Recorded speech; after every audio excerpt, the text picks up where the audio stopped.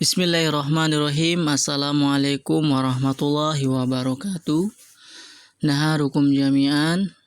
Naharukum sa'idun. Selamat siang semuanya. Wa kaifa halukum, dan bagaimana kabar antum sekalian? Mudah-mudahan antum dalam keadaan sehat walafiat. Amin ya rabbal alamin.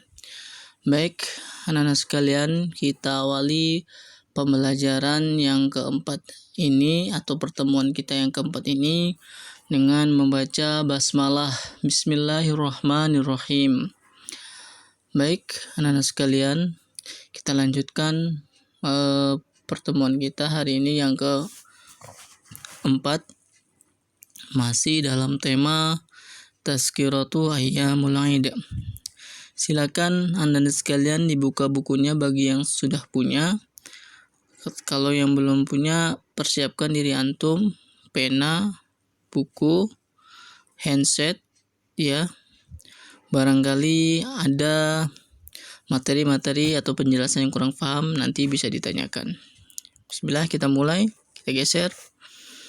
Nah, masih dalam ad-darsul awal Tazkiratu Ayyamil Aid, masih dalam pelajaran pertama, ya, yaitu tentang peringatan hari raya. Untuk adanya kita masih dalam KD atau kita lanjutkan KD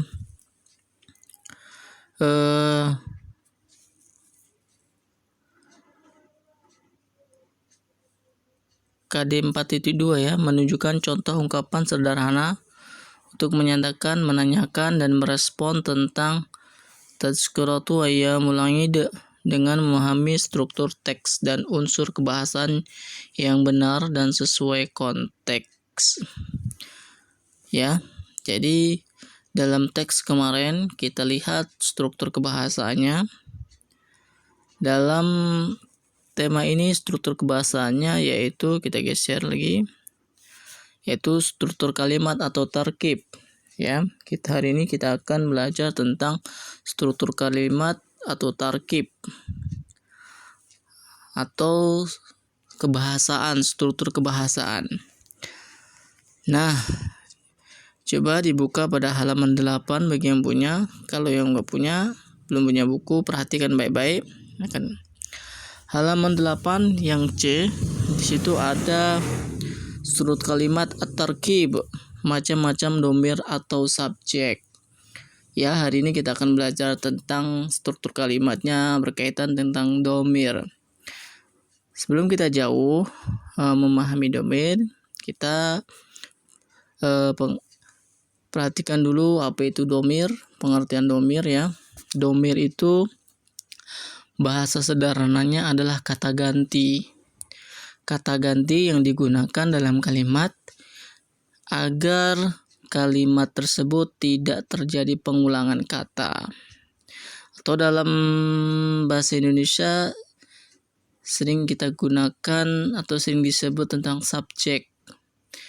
Dalam kalimat, khususnya dalam bahasa Arab, kalimat itu yang dikatakan dengan kalimat apabila di situ ada subjek atau predikat atau objek, atau ada pelaku, kata kerja, dan keterangan, ya. Tapi kalau sudah mencakup fa'il atau subjek dan fi'il atau kata kerja, itu sudah dikatakan dengan kalimat. Nah, tadi kita berbicara domir. Domir itu adalah kata ganti. Di dalam bahasa Arab, penggunaan domir itu sangat detail. Ada sekitar 14 domir yang harus kita pahami dan kita ketahui supaya dalam penggunaan kalimat menggunakan domir tidak terjadi kesalahan. Kalau di dalam bahasa Indonesia kata ganti atau subjek itu hanya terbagi kata ganti tunggal, kata ganti orang kedua, orang ketiga, ya. kata ganti tunggal, orang kedua, dan orang ketiga jamak. Ya. Jadi dalam bahasa Arab sangat detail penggunaannya. Nah, kita lihat pada kolom ini subjek atau fa'il. Fa'il ya. Coba kita gunakan kuasnya ya. Oke, fa'il. Fa'il. Ya, fa'il. Fa'il ini adalah subjek. Maka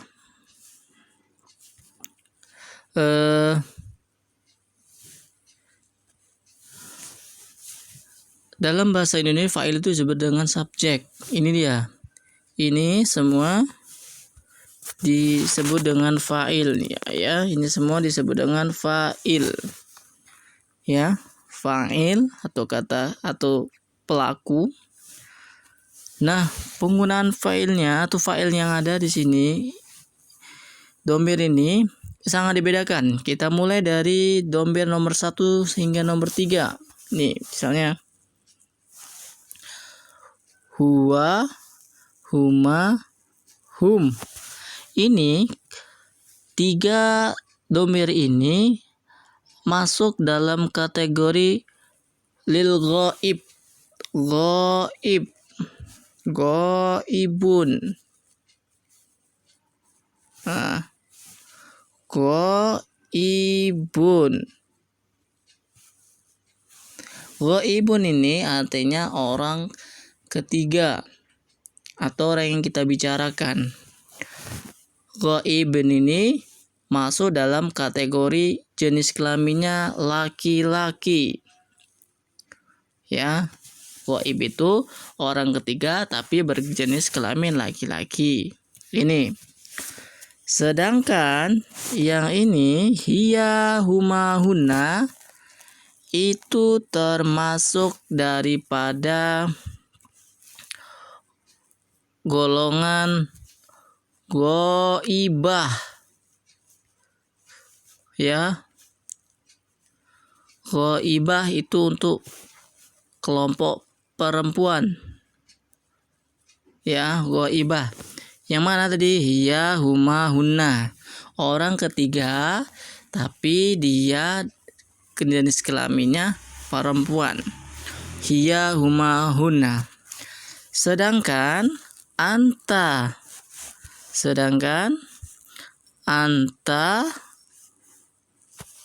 antuma, antum ini masuk dalam kategori atau kelompok mukhatab.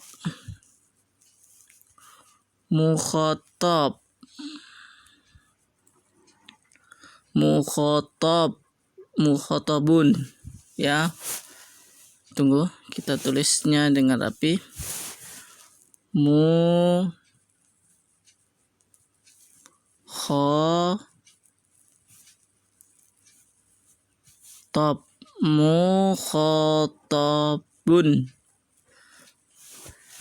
Kelaminnya atau jenis kelaminnya laki-laki. Mukhatab adalah lawan bicara, artinya orang yang kita ajak bicara, maka dalam kategori atau kelompok mukhatab. Yang mana tadi? Yang anta, antuma, antum. Ya. Ingat, anta, antuma, antum. 3 ini masuk dalam kelompok mukhatab laki-laki. Ya, ingat ya. Nanti silakan dibuat ringkasan catatan sendiri supaya antum paham. Selanjutnya artinya sudah ada di sini semua ya. Selanjutnya artinya sudah ada di sininya, subjek arti ya. Selanjutnya untuk yang ini, anti, antuma, antunna. Ini adalah kelompok mukhatabah.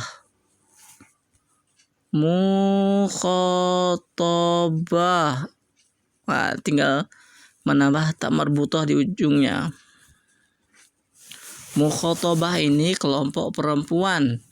Artinya orang yang kita atau yang kita ajak bicara atau lawan bicara. Ya, anti, antuma, antuna. Artinya di sini semua ya. Selanjutnya Yang ini ana, nahnu adalah masuk dalam kategori mutakallim.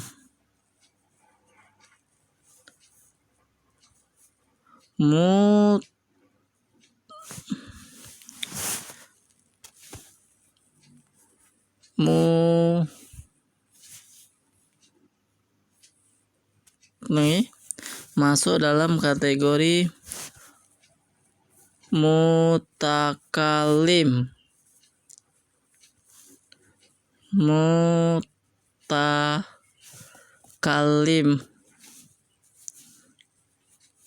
Arti mutakallim adalah orang yang sedang bicara atau dia yang orang pertama. Kalau dalam bahasa Indonesia kan orang pertama, orang kedua, dan orang ketiga. Orang pertama tunggal, orang pertama jamak, orang kedua tunggal, orang kedua jamak, orang ketiga tunggal, orang ketiga jamak. Nah, kalau dalam bahasa Indonesia kan seperti itu, ya kan? Nah, dalam bahasa Arab lebih detail lagi. Orang pertama tunggal itu ana, artinya saya. Orang pertama jamak itu nahnu, kita, kami. Kan jamak, orang banyak orangnya kan? Jumlahnya banyak. Sedangkan orang kedua tunggal laki-laki, kalau dalam bahasa Indonesia nggak dipisahkan mana laki-laki mana perempuan, enggak. Tapi kalau dalam bahasa Arab dipisahkan. Orang pertama tunggal. Orang pertama tunggal itu adalah yaitu orang pertama tunggal itu ana. Orang pertama jamak itu nahnu. Sedangkan orang kedua atau lawan bicara, orang kedua tunggal itu anta. Orang kedua jamak itu antuma, dia jumlahnya 2 orang. Orang kedua jamak jumlahnya 3 orang. 3 atau lebih dari 2 lah, maka menggunakan antum. Ya. Nah, ini lawan bicaranya laki-laki. Beda lagi kalau lawan bicaranya perempuan. Maka orang kedua tunggalnya adalah anti, kamu perempuan, berarti 1 orang. Kemudian antuma, kamu berdua perempuan. Orang kedua jamak ya, karena lebih dari 1 nih. Nah, untuk orang kedua banyak itu antunna, itu kalian perempuan. Ya, jadi kalau kita ingin berbicara dengan perempuan-perempuan yang ada di depan kita, maka kita menggunakan antunna. Kalau kita berbicara dengan para laki-laki, di depan kita ada laki-laki banyak, maka menggunakan antum. Ya. Cuma kalau kita berbicara 1 orang di depan kita, maka menggunakan anta, ya. Itu tadi. Ini anta, antuma, antum adalah lil mukhatab, lawan bicara. Yang namanya lawan bicara pasti dia ada di depan kita, ya. Dibedakan menjadi 2, jenis kelamin laki-laki dan jenis kelamin perempuan. Dibedakan lagi dengan jumlahnya. Ada yang jumlahnya laki-laki dia 1, ada yang jumlahnya laki-laki 2, dan juga jumlahnya 3 atau banyak, ya. Dibedakan lagi. Selanjutnya, orang ketiga tunggal. Orang ketiga tunggal itu adalah orang ketiga, maksudnya orang yang kita bicarakan tidak ada di hadapan kita, yaitu dia. Dia laki-laki maka menggunakan huwa. Dia laki-laki di dalam kelas, huwa fil fasli.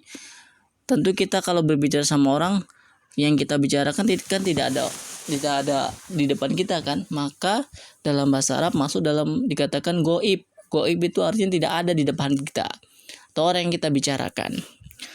Dia atau huwa itu jumlahnya 1. Kalau dia jumlahnya 2, maka menggunakan huma. Dia berdua, misalnya Ahmad dan Hasan, kan 2 orang nih.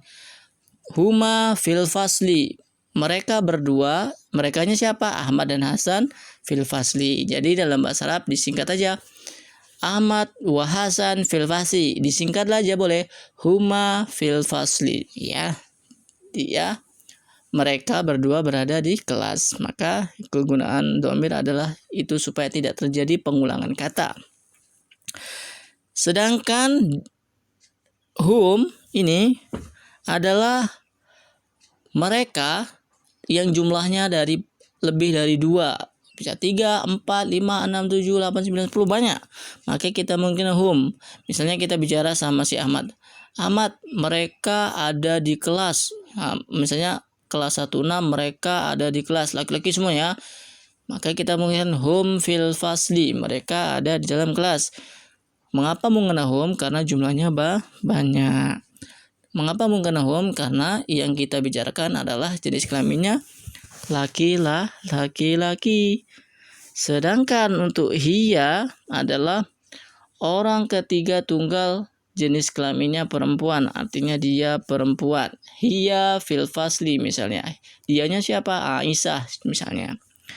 Kemudian kalau berjumlahnya 2, kita menggunakan huma fil fasli. Humanya siapa? Aisyah dengan Fatimah. Mereka berdua berada di kelas. Huma fil fasli. Ya. Kita menggunakan huma. Kenapa menggunakan huma? Karena jumlahnya 2 dan juga karena dia jenis kelaminnya perempuan. Yang terakhir adalah hunna. Hunna ini jumlahnya lebih daripada 2. Misalnya hunna fil fasli. Hunnanya siapa? Mereka di dalam kelas. Siapa merekanya? Yaitu Aisyah, Fatimah, dan Zainab. Misalnya seperti itu, ya. Nah, ini dia macam-macam dhamir atau kata ganti dalam bahasa Arab. Ada 14 dhamir yang harus antum atau kalian pahami, ya. Timbul pertanyaan, misalnya nih yang sering ditanyakan adalah cara membedakan huma laki-laki dengan huma perempuan. Mana tadi? Huma laki-laki dengan huma perempuan. Bagaimana cara menggunakan? Biasanya kalau dalam kalimat itu diawali dulu dengan nama orangnya. Misalnya Fatimah wa Aisyah fil fasli. Huma